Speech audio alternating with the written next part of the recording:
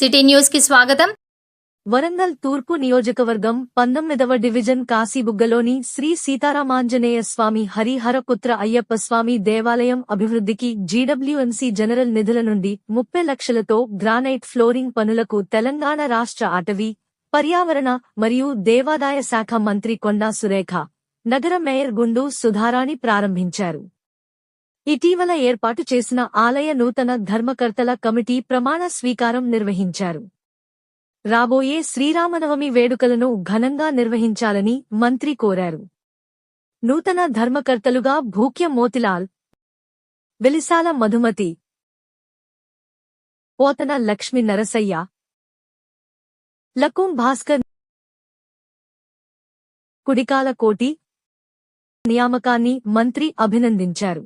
Committee ఏర్పడిన రోజే సుమారు 30 లక్షల రూపాయలు నిధులు విడుదల కావడం పట్ల భక్తులు ఆనందం వ్యక్తం చేశారు. దేవాదాయ శాఖ ఆధ్వర్యంలో ఆలయం మరింత అభివృద్ధి చెందాలని స్థానికులు, భక్తులు ఆకాంక్షించారు. ఇప్పటికైనా వ్యక్తిగత విభేదాలు పక్కన పెట్టి ఆలయ అభివృద్ధికి నూతన కమిటీకి సహకరించాలని భక్తులు విజ్ఞప్తి చేశారు.